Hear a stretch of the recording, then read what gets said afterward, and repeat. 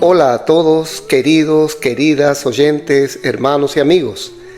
Seguimos disfrutando nuestro alimento diario, serie Palabra, Vida y Edificación. Tomo, Mensajero de Cristo, autor Pedro Dong. Título de la semana, Gracia, Verdad y Gloria. Día jueves, leer con oración. Así que ya no sois extranjeros ni advenedizos, sino conciudadanos de los santos y miembros de la familia de Dios, edificados sobre el fundamento de los apóstoles y profetas, siendo la principal piedra del ángulo Jesucristo mismo. Efesios capítulo 2, versículo 19 y 20. Repetimos. Así que ya no sois extranjeros ni advenedizos, sino conciudadanos de los santos y miembros de la familia de Dios, edificados sobre el fundamento de los apóstoles y profetas, siendo la principal piedra de ángulo Jesucristo mismo. Amén. Título del día: Somos edificados para habitación de Dios. Hoy daremos continuidad al segundo capítulo de Efesios, que nos muestra cómo Dios logrará obtener el cuerpo de Cristo. El Señor Jesús nos sacó de en medio del mundo de la desobediencia, en el cual estábamos totalmente esclavizados, bajo la potestad de este mundo tenebroso. Fuimos salvos por gracia. Primeramente, Dios salvó a los judíos el día de Pentecostés, y luego, en la casa de Cornelio, salvó a los gentiles. Cristo continúa salvando tanto a judíos como a gentiles. Gracias a Dios. El Señor no hace diferencia entre judíos, griegos o brasileños, y quiere hacer de todos, en la práctica, miembros del mismo cuerpo. Existía una sólida pared de separación entre los judíos y los gentiles, por causa de las ordenanzas.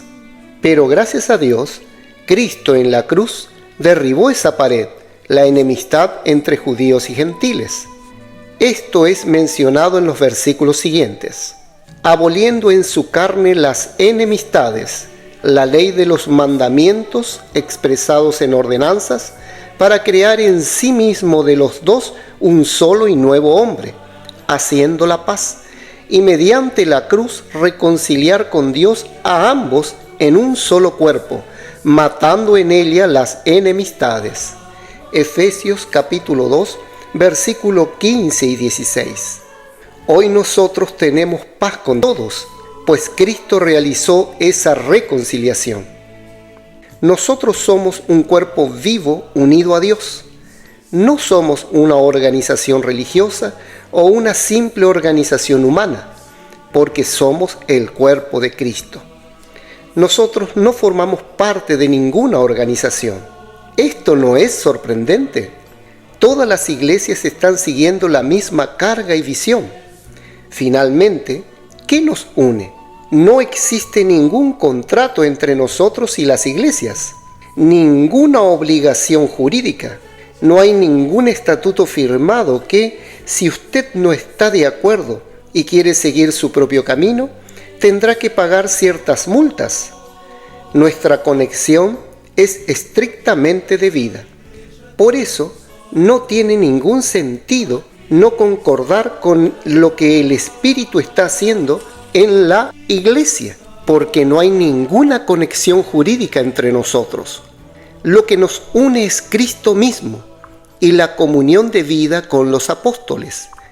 Esa comunión de vida viene a través de la palabra profética que circula entre nosotros, así como la sangre que distribuye vida al cuerpo.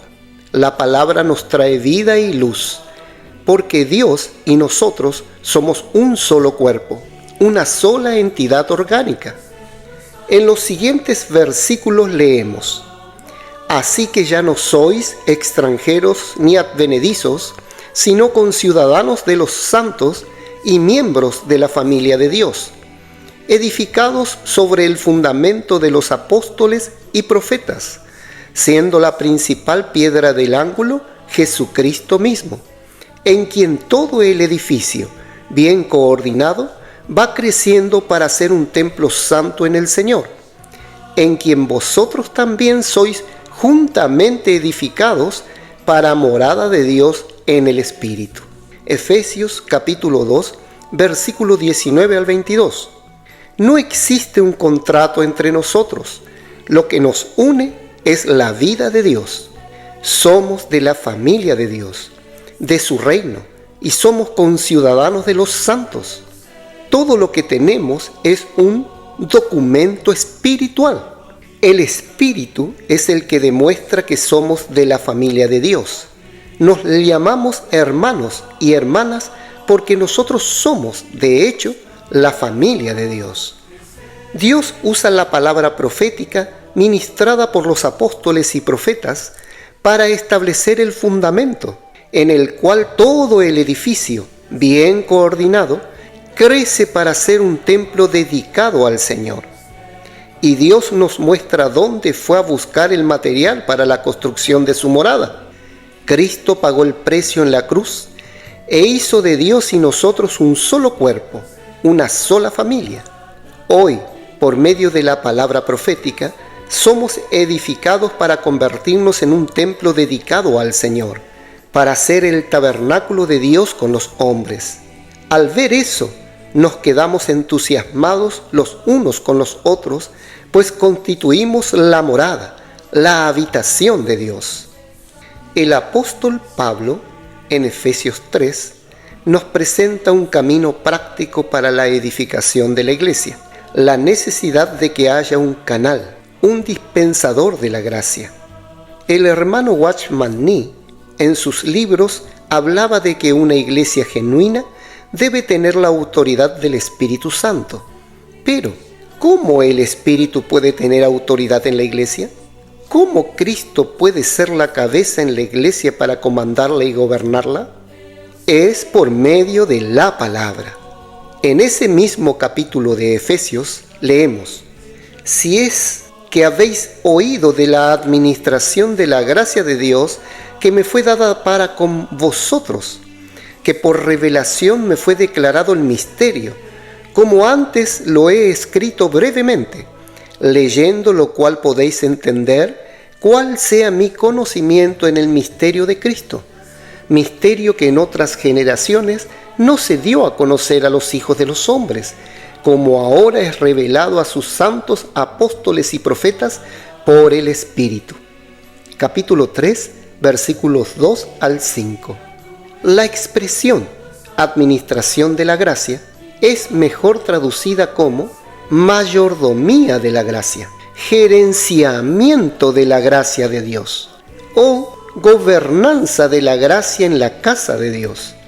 En la casa de Dios existe una gobernanza, alguien que cuida de la despensa para suplir a los integrantes de la familia, y al apóstol Pablo le fue encargada esa responsabilidad.